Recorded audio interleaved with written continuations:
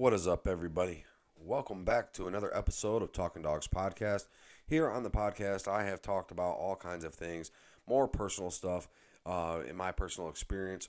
But I'm just going to get on here and you know what? I'm going to go for it. We're going to have a kind of like a raw, uncut, unfiltered podcast, and we're just going to go through some of the stuff that we need to know and we need to understand as hunters. I think. I think it's really important. And I'll just tell you guys how I cut my teeth on coon hunting and the kind of dogs and the kind of situations that I got myself into when I first got into the world of coon hunting. Well, first and foremost, my first memories, some of them are, my papaw packing me through the woods on his shoulders, shining lights in the trees.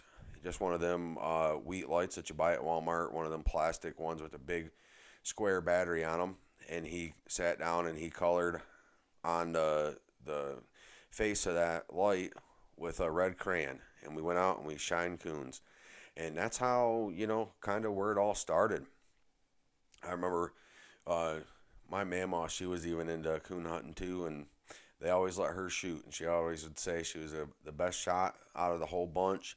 And she'd say, you got to crack them right between the eyes, is what she'd always say. And, sit around and listen to them tell coon hunting stories and stuff. My uncle's telling stories about how they had hounds so mean you couldn't even feed them. You had to push their food to them with a stick. So, this is the kind of stories and about dogs and how I got into it. I remember walking out to a tree with my papa, my mama, and my uncle and shining coons in a tree and had dogs down there.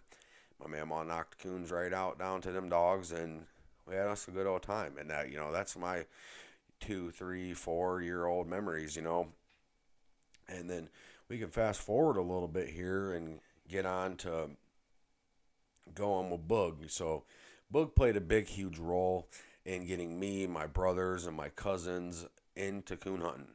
Of course, the only reason why he wanted us to go so we would pack all the coons, and they'd shoot a mess of them sometimes, and we'd get out in them woods. We wouldn't have us no flashlight. We wouldn't have us no dog to walk. All we had to do was walk through the dark and pack coons. But we'd get in there and we'd get them dogs, 3 or 4 of them treed up real hard. And Bug always wanted to cripple them out. Every time you turn around, that dude, professional at walking coons out of a tree. And sometimes, that'll really put a good scare on you. I kind of shied away from walking coons out to dogs or letting coons get mad and walk out because I've seen that too. Or a coon just get real mad and just come out of the tree and walk right down and start putting a whooping on a dog.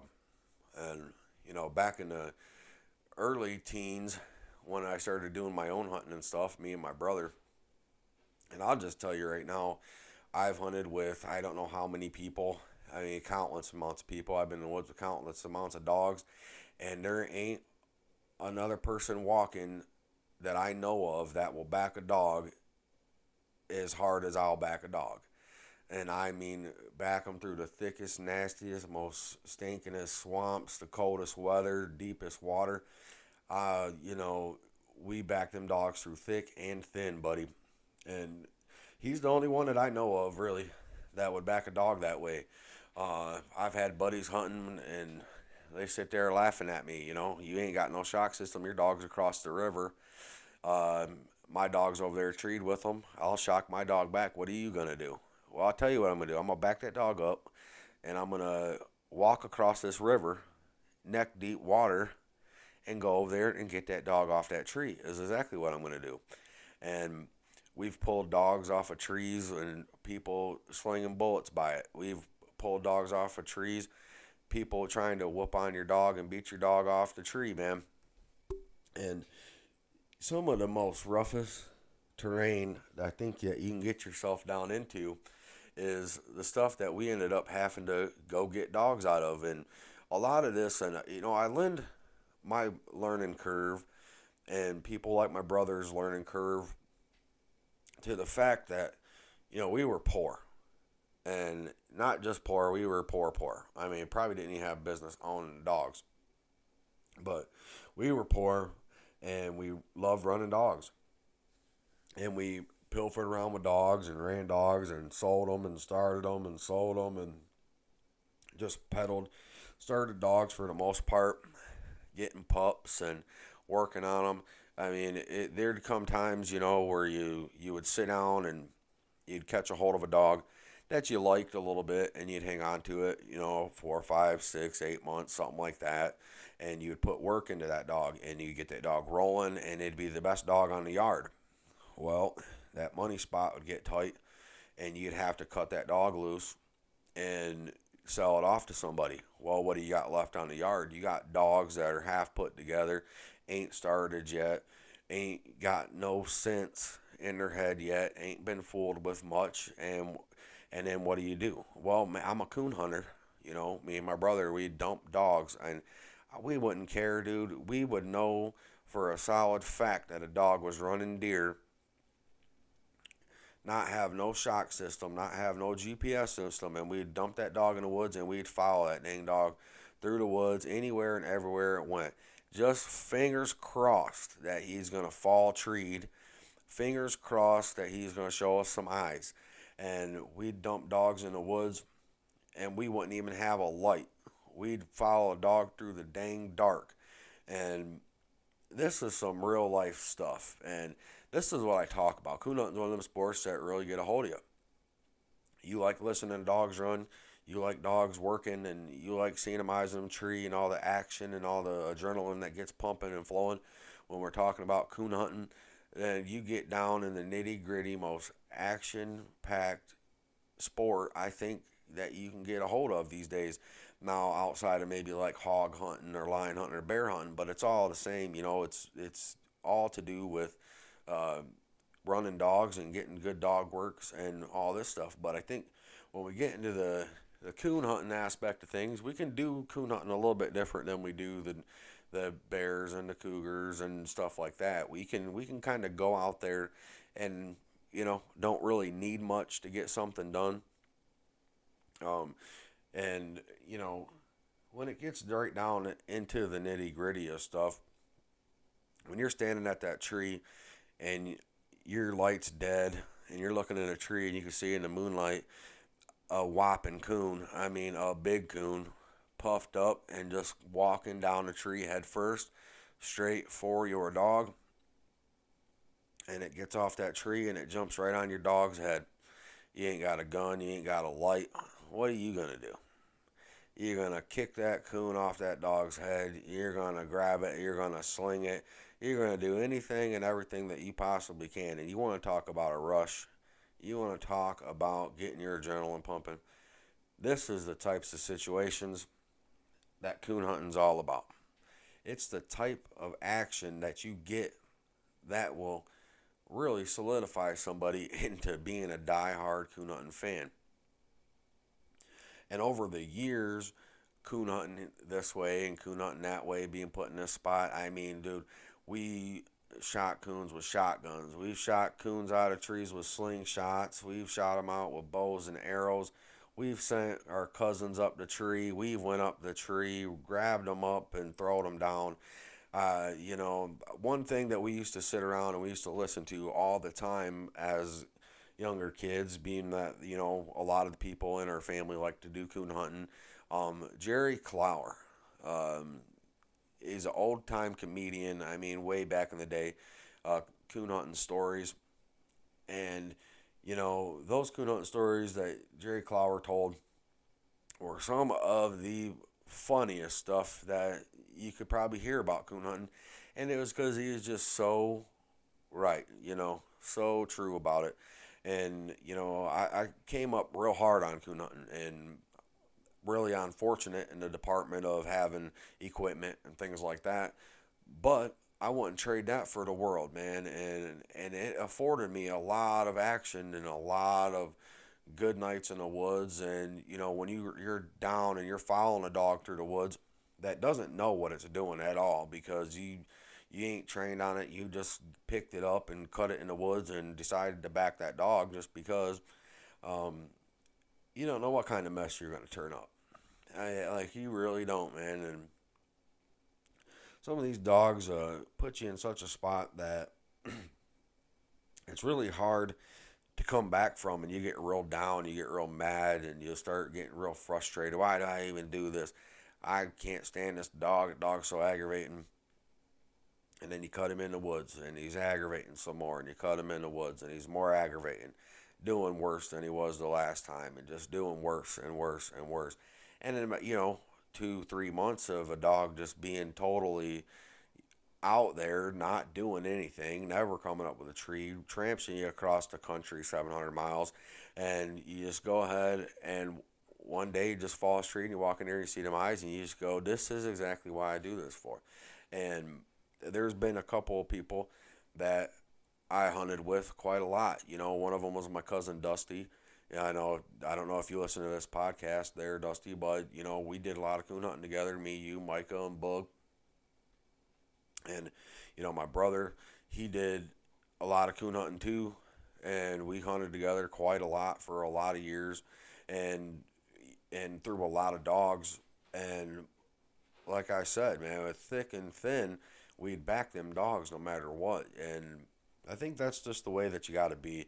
And if you ain't that way, if you ain't ready to make a commitment to a dog, to back a dog up every breath, every step of the way, no matter what it's doing, just because it's your dog and it's working some type of way, any kind of way, especially when we're in these early stages, these early learnings, we don't really know much. Then we get in there and we back a dog up and just see where it takes us. And been in the woods, and like I said, man, I've been in the woods with a couple guys, and Corey, he's one of the guys that he shoots more coons with the lights off than he does the lights on. And I couldn't believe that. And the only two people I've ever seen do that is him and my brother did that. We get out in the woods and we get a coon treed when the leaves are on. You can't see nothing. You can't get no eyes. And they say, cut them lights off. And you cut the lights on. Like, I don't know what the heck these guys are thinking. And right there he is. Pop, cracked him right out, and just go, huh. I couldn't believe that. Corey did that to me one day. I took Hazard over there and cut him, and we cut him with a little jip that Corey had, and what Hazard slammed one up a tree. I mean, within a couple 100 feet from where we cut him, it was crazy, crazy fast, and that jip went over there and kind of backed him up. Leaves were coming down. Well, there were still leaves on a tree, and we shined that tree for a good long while. And Corey just said, cut that light off for a minute. And we walked around that tree for a second. He got himself between the moonlight and the tree, and he's like, I see him right there. And I'm like, I think I can see what you're talking about. And he's like, I'm telling you, he's right there. I said, well, knock him out then. And sure enough, he just popped him and dropped him straight out. And I just thought to myself, what in the world kind of hillbillies have I got myself wrapped up with here, shooting coons in the dark? And I guess that's just the way that it goes, man. You come across people that got knacks for different things, and you come across people that has information about different stuff, and you just got to retain onto this information and learn these tricks and just learn the way of coon hunting. And there's a couple of ways that I would say people get into coon hunting, and number one way is they know people that do it, right? And probably more along the lines of casually, more along the lines of pleasure hunting, and just know people that got dogs that go do it here or there, and they get out and go with them, and then all of a sudden they're a coon hunter. Other guys get into it because their folks, like their parents, have been in the game for a really long time, doing big name stuff in the breedings and doing big name stuff in the competition hunts in that sense. And they're afforded handling the best dogs, or afforded being in the woods with the best dogs, or they're just afforded an all-around plethora of anything and everything that you would need or want to have in the coon hunting world. And to be just completely fair and completely honest about it, both of them are coon hunters in my opinion, and but there's two different kind of worlds there that we come from. And me, myself, I always had the big, bright ideas, because when you come being dirt poor growing up and knowing that we can knock coons down and get some money and made, and then you start hearing all these competition hunts. They're doing $100,000 hunts. They're giving away trucks. The world champion dogs are selling for this much. People are making these breedings and getting this out of these dogs and this blood, and you just scramble. It's one big scramble. It's one big race. I gotta have the best dog. I gotta have the best dog. And one thing that I did early on is I really bought into that idea. I really, really bought into the idea that good dogs are valuable. And I think that's an idea that we all need to be able to buy into on some level. Me, I bought into it on such a level that I was cutting dogs almost every single night of the year, uh, training dogs all year round, hunting dogs with every single person I can hunt a dog with, and I beat myself up in the sense when it came down to my dogs. My dog did anything wrong, I'd beat myself up about it for a week. I'd be, just mulling it over in my brain constantly. I can't believe that he would act so funny that way. I can't believe that I had to go get him out of there. He shouldn't be going over there. I wanted him to go this way, and I just went through such this hands on super control freak. I mean, I got to the point so bad, and I would follow a dog through the woods, and I mean, I'd be right on her heels just to fix problems in a dog. Hazard would have been one of them dogs.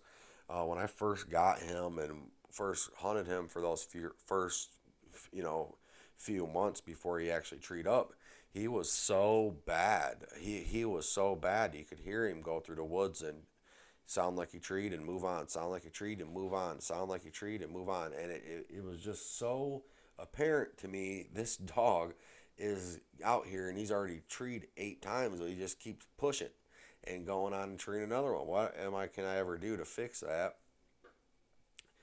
I followed that dog through the woods every breath. I was right on his tail, man, and I'm talking within 20, 30 feet of the dog, running through the prickers, running through the brush, running through the creeks, and running through the muck and the swamp, keeping up with him every breath I could, because I was like, as soon as he gets on a dang tree and lights it up, I gotta catch this dang dog.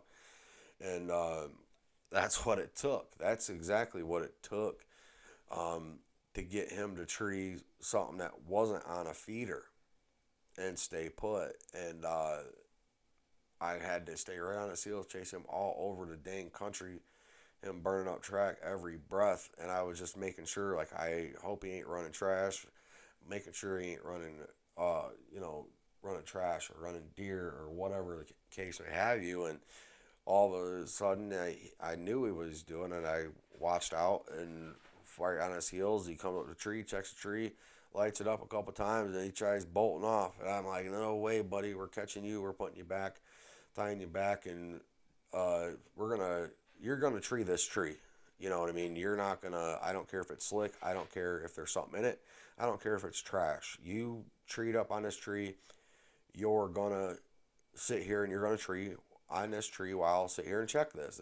This is where we're gonna learn you that you can't keep treeing up and running off. And I went through tree after tree after tree after tree after tree, and I'd have to follow him through the woods and cut him. He'd get on a tree and bark, and I'd have to leash him up, check the tree, follow him through the woods.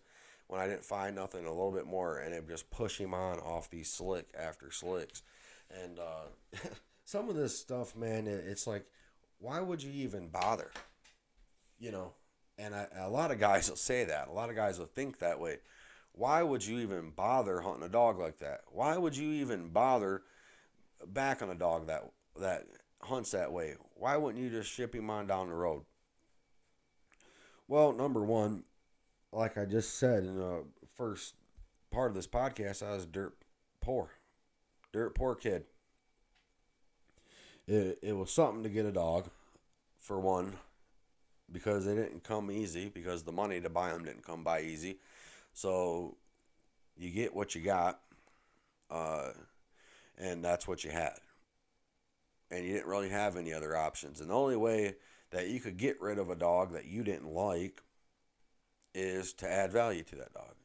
And you had to get them trained up. There's two kind of worlds there, right? And you can sit in the world of, well, I'll just tell big lies and I'll tell everybody big old whopping stories about how good this dog is, and somebody will buy him for good money. And you know, that's not the way I like to operate. And I always knew that was something that was really huge in the community, and I always knew that was something that we had to kind of watch and kind of worry about, is shysters and stuff like that. And I decided a long time ago, back when I was hunting them dogs that way, this would be god awful to do to somebody. To tell them big old lies about a dog that's horrible and get them out in the woods and put that on somebody else and make my pockets full of money. I couldn't wrap my head around it, and I never would do it. It was against me morally, so I only had one other option, and that was fix the dog. Uh, Make him go, right? Or make him go at least good enough somebody will want him. And I went through this way for a long time, very long time. And hunted dog after dog and got rid of dog after dog. And it's just kind of like one of them things that you have to get into, and you have to commit to something on some level. What I think a lot of guys need to get, number one in the coon hunting realm, is the more you hunt a dog, the better it's going to get. And with that being said, you can hunt a dog to the point to where it's never going to get any better, and you can hunt a dog to a point to where it does balance off at some point, some way, shape, or form, and you can kind of know or expect what to see out of that dog for the most part. There's always surprises, and there's always things that happen that you wouldn't think of happening when we're running dogs, but we can get some type of baseline on a dog. And the more that we hunt a dog, the more we get used to the dog, the more that we can kind of get a feel for how he's going to act when we cut him loose. We can kind of know, oh, well, he was quiet in the boxing way over here this time when we cut. Oh, well, he was babbling the whole time while we're in the box. He's probably going to have a little bit more go power tonight. Or, things like that.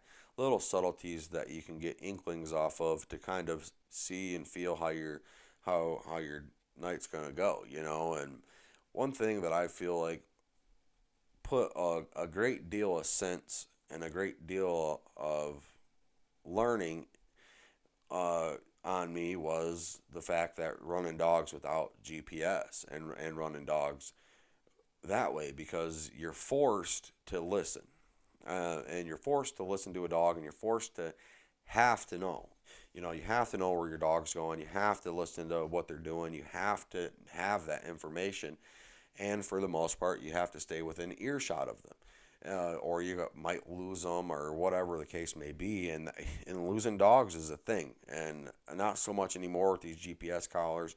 But for you guys out there that are hunting and don't got GPS yet, I'm telling you, it is a game changer. It will put so much relief in your heart to have that GPS.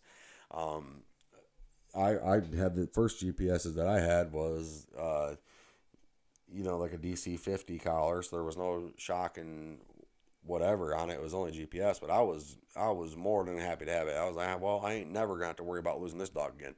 I know where he's going to be. Well, that didn't stop me from losing my handheld in the woods. It didn't stop me from, running batteries, dead on collars. It didn't stop that kind of stuff. But at the end of the day, we go through all these learning curves that we got to have to get the information that we need to be good coon hunters. And there's so many things that goes into it. And one thing that goes into it is the more heart that you have in the coon hunting world, the better off you're going to be in the long run. I don't care about truck hunts. I don't care about world hunts. I don't care about hundreds of thousands of dollars. I don't care about big old fancy dogs. I don't care about any of that. At the end of the day, what I care about is coon hunting. And what I care about is getting in the woods and running with dogs and listening to them go.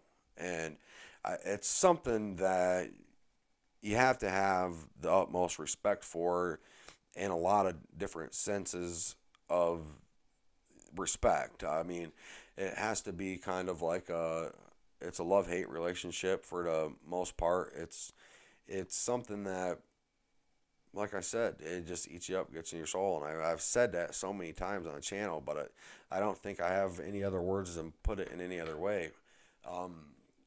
So some things that really that you get into after you establish a dog is you get into hunting them, right? So you get out of the training them and get into the hunting them. Once we can get over into the hunting a dog, once we can get over into putting a dog in the woods more frequently, and our dog starts getting better, we set aside more time, we start getting in the woods more, we start treeing more things. Along this way, it's kind of bittersweet in the sense that some dogs, the more that you get them in the woods and the longer that they've been coon hunting, the more that their bad habits show, the more that they expose themselves as not such a good coon dog, the more that they deteriorate, momentum falls off, they won't stay put together. A lot of this comes with that second half, and the second half being more into the handling of our dog and hunting of our dog and trying it that way. And it takes a lot. I don't envy these guys that go out here and tramps the countryside and put dogs in the woods, and they got real serious types of money on the line, and a dog comes up short, a dog crosses you, a dog just, I heard on a podcast earlier, the dog just guts you, and that's what it is. That's exactly what it is, man. It's almost like a dog will rip your guts out and stomp all over them, and then look at you and say, "Pet me now," and sometimes we get put in that spot that's rough. It's a rough spot, buddy, and at the end of the day, we can do what we do and handle things how we handle things, but over the years, I've learned to just take it easy, take a chill pill, man, and it is what it is. I think that as long as we know who we are as a hunter, and as long as that we know what we'll tolerate from a dog, what we can deal with on a long-term basis. Now, I said, in the handler versus training video, that if we're going to keep on to a dog for its entire lifetime, and I didn't really mean to say a lifetime, I meant more for like its career, because some dogs only go for so long and then they kind of fall off, and then that's just kind of that. But in this podcast, I told you it's going to be kind of raw and uncut, and I'm just giving you my straight up honest opinions behind a lot of this stuff. And I've been more withholding in that sense on a lot of these podcasts because, for one, you don't ever really know what guys think about what you think, and putting yourself out there to be judged and whatever else. But you know what? I've establishing myself here on the YouTube universe, and I'm putting myself out there, and I've been putting myself out there for quite a long time. So why not break it down and get real about things, and just put the coon hunter to the test. You know what I mean? That's the kind of deal. And the whole thing about it is like I said, is in my last video, is I'll back my dog 100 times over any other dog that I've ever been in the woods with. And I don't care if I had a one-legged dog with a wheelchair that couldn't even bark. If that's my dog, I'm putting it in the woods and I'm backing that thing. You know what I mean? And we just kind of got to be that way, because at the end of the day, what really will get into your brain and really get you down and cause you to really just throw in the towel about your dog is you get in the woods with dogs. Let's say, what predicament that you'll get in a lot of the times is you'll be the guy that has the trainee, right? So you'll be the guy that has the dog that needs trained. It hasn't been trained yet. So it's not really even a coon dog, and we're putting it in the woods with the coon dogs, and we're going, I can't stand this thing. It won't want to start. It don't want to do nothing. These dogs are out here trained, and next thing you know, our dogs run off 4 miles in the other direction, and these dogs treed. Well, we start backing that dog up. We start walking into those dogs' trees, and one thing that I had was forced on me, and to forced on me to be this way is the no GPS, the no shock system thing. I put my dog in the woods. If I don't back my dog, I'm not getting him back. You know what I mean? And that's just how it is. And not getting your dog back is something that's for real. I mean, that's something that will happen even with the GPS collars on. And people will steal your dogs. I've been in the woods, me and my brother hunting dogs, and then all of a sudden somebody's cruising up and down the road to the state land or whatever, and they're hollering in there, come here, boy, come here, here, trying to call our dog out of the woods. And that's happened to me, I don't know how many times. Or people, what they'll do too is, like I said, and this is where it really, really solidified me in this light dog idea, is I had a couple nights where I was out hunting this particular set of state land. Well, it wasn't too long after I get cut in the woods and my dog starts running track, I see flashlights going through the woods. And I'm going, oh no, what in the world? You know what I mean? You can see flashlights going through the woods. They're shining around looking for my dog. They're trying to holler for my dog. And down there, from downstate where I was, there was a big, huge time that we went through a whole lot of dog thieving. And people were thieving dogs left and right, and they'd steal them and ship them off down to a different state. They'd steal them and put some other set of papers on to some other dog and put them in the compound. So you had any type of good dog, you better hope and pray somebody didn't snag that thing, because they were stealing them left and right all the dang time. And that's just how it shook out. And people would cruise around and holler in the woods, shine. And one thing that I want to kind of say here and put this in there, just so you guys don't understand, southern Michigan is a huge coon hunter place, right? There's so many coon hunters in the southern part of the state that every single state land that you go to, I don't know about so much anymore once coon prices went down, but back when I lived down that way and we were hunting and we were getting money on fur, you couldn't go to a chunk of state land without seeing a dog box in somebody's truck sitting there, and you have to go find another chunk, and there'd be more dog boxes. You'd be driving around looking to go hunting, and people driving around with dog boxes. I mean, left and right. You couldn't throw a rock without hitting coon hunters. And every single coon that we were hunted to death. There was not a coons got thin. You couldn't get a coon treed, and if you did, it would give you the biggest pain in the neck that you ever had in your entire life getting that thing treed, because it was one that nobody else could get treed. So it was kind of like a feat. You had to have a dang good dog to tree coons at a lot of these places that were close enough around for us to hunt. So we got really big into loading dogs up and driving an hour away, loading dogs up and getting off away from where the coons were so thin. Every once in a while, you'd have a family of coons move in on a piece of state land, and it wouldn't take you but one night to go in there and clear them out, and it's just kind of like they've been pushed off of a different piece of property over onto this piece of property through whatever way, or, just how things happen. And one thing that I kind of heard, and it kind of just like, it put a curious thought in my head. I was listening to that Stark podcast, that last Stark video where he was interviewing that guy, and he said, I bet you coons are moving when you got a good dog. And, that's kind of true. If you got a good enough dog, you're going to get coons. And if it's an excuse, it's an excuse, saying that coons are moving or coons ain't moving. They've been moving out there some way, shape, or form.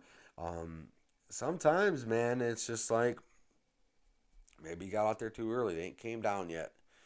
Sometimes you get out there and they decided to stay in for the night because I got a cold snap, or it's a little bit rainy, or whatever the case may be. They know they can just wait it out and get in a little bit better weather, or whatever. No, nobody really knows. right? Nobody really knows coons are moving. Who knows if the coons even come out of the tree every night? Maybe they come out of the tree every 4 nights. Who knows? Who knows? You can be a coon hunter for as long as you want to. You can watch your feed cam and put feeders out, and coons will be out there every single night at this time, and we can do this type of thing. But at the end of the day, I kind of put the curious thought in my head, like, I don't care what they do as long as my dog will go in there and tree them. That's the whole point. And get down there and breathe fire down a dog's neck for not hustling up. Get down there and breathe fire down a dog's neck for not moving something around fast enough, getting hung up on tracks. And I think having to do it in person without shock systems makes you all the better for it. And you reap everything that you sow in that sense. I go in there and breathe fire down a dog's neck and it peel out of the country on me. Well, I guess I just fixed myself. I'm going to have to peel across the country, go grab this dang dog. Um, there's a lot of things that we get into, and once I got the GPS, I was so elated. I was so thrilled that I got myself a GPS that I'd bury my face in that thing every time I cut a dog loose. I'd walk around staring at that. I watch that GPS and watch that GPS and watch that GPS and watch that GPS. And one thing that you can put together, two and two. One thing that I tried putting together in a Facebook group here, I don't know, a year or two ago, is I was adding myself into like bobcat hunter groups and bear hunter groups and fox hunter groups and deer hunter groups and all this. And I would get in there and I would ask them for pictures of tracks. Right? I'd get in there and send me pictures of some GPS tracks. I want to see what these look like. Because a lot of guys, and I'll just tell you this, a lot of guys will look you dead in your face and tell you your dog's running a deer, and they ain't got a clue. They ain't got a clue in the world that dog's running a deer. They don't even know what running a deer looks like on a GPS. They've never seen it for themselves. And they don't know what running a fox looks like. They've never seen it for themselves. And they don't know what running bobcat looks like. They ain't never seen it for themselves. So when we're in the coon hunters, well, buddy, you tell me how you know what it looks like for a dog to run deer. Is your dog running deer? Is that how you know that that's a deer? Before I go in here and shock my dog, tell me how you know you run deer with dogs. Tell me how you know that's a fox. Is you run fox with your dog? And because a lot of guys, they'll chalk it up to this. They'll chalk up the fact that our dog hasn't put something up a tree in a quick enough fashion till it's running trash. Well, I'm here to tell you, and you heard it on the podcast with Jim Wales, a lot of coons will go up pretty easy. For the most part, you kind of got to average, for the most part. And that's a big blanketing generalization, For the most part, however you guys want to shake that out, coons will go up fairly easy. Some coons, your dog will tree up, and the coon will come out of the tree and whoop your dog and push on. And your dog will have to fight it and fight it and fight it and fight it and fight it tooth and nail to get it to go back up a tree. Some of them coons are up that tree and they come down to whoop your dog when it trees. So we got that whole idea that you got to deal with. And you can sit there and you can say whatever you want to say. I've witnessed it. I couldn't even tell you how many times I've witnessed coons laid up, get treed. You get in there to that tree, and they stand right up and they walk straight down out of that tree. Not shot, not nothing. Just mad, wanting to fight. Get away from my tree. Get away from wherever. Get away from my house. I'm coming down there. You're going to clear out. And they'll stand right up, walk right down a tree, and try to whip your dog. And this is what your dog deals with out there when it's all alone. So what what can happen, and I've seen it some here or there, and I've seen guys that just leave their dog on a tree forever. Well, if he ain't gonna treat harder than that, then I'm not gonna walk to him. Yeah, maybe he hammered down on that tree, and that coon come down there and just whooped him right square off it. What about that? Did we ever think that in our head? He keeps quitting these trees. I keep leaving him treed for an hour and a half, and he quits them. Well, maybe that coon had enough going in there and whipped him because you didn't go in there and knock it down to him, or go in there and get your dog situated and pushed around somewhere, so I didn't have to get whooped by a coon. And then we take our dog in the woods and wonder why it's running like junk. Why it ain't treeing so hard no more. You know, and excuse me for talking out of turn,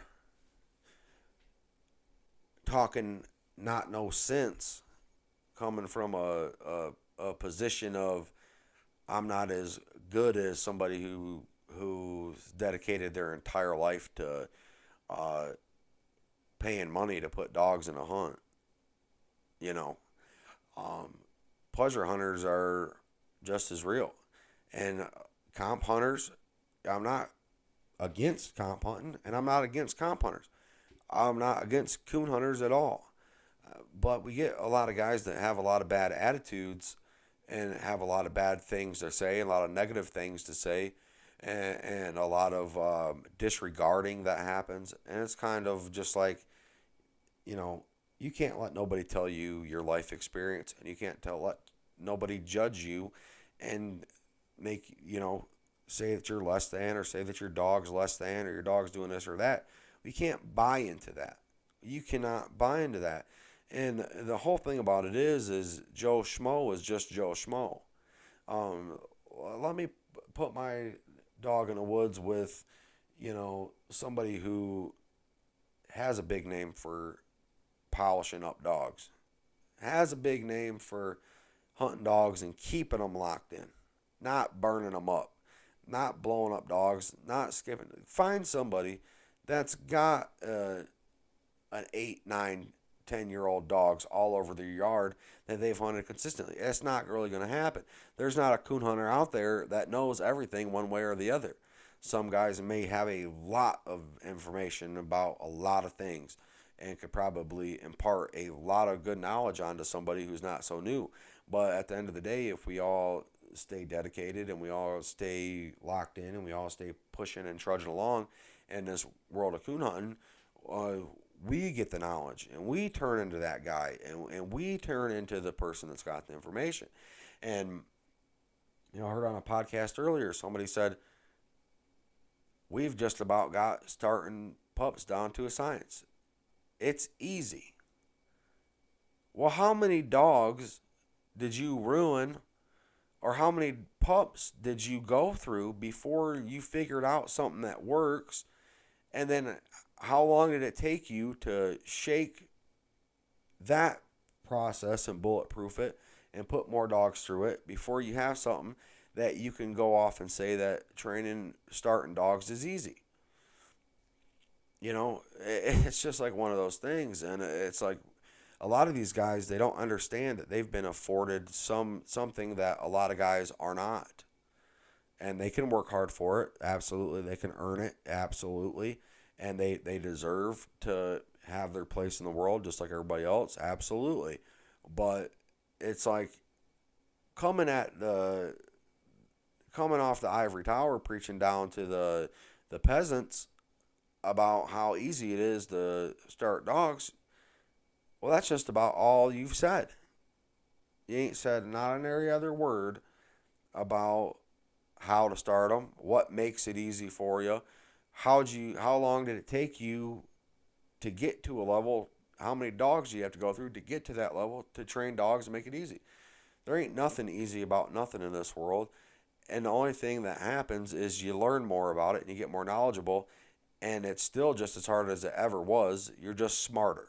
That's my point, and that's the point of my channel, is to help guys get smarter about coon hunting, help guys get smarter about training, so we don't get put in that spot to where we get into the woods and you start backtracking on yourself. You start crossing up your own morals and living outside yourself and living outside, good things. For what? for the gratification of somebody else saying, "Yeah, hey, you're doing wrong just like me," you know. Hey, man, what is that saying that they say? Misery keeps company, or however that goes. I just can't do it. I can't deal with that type of people.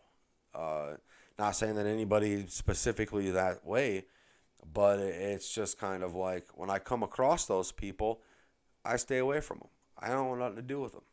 And people want to backslide and backtrack on things that are right, and they know, that's something that they call in the world.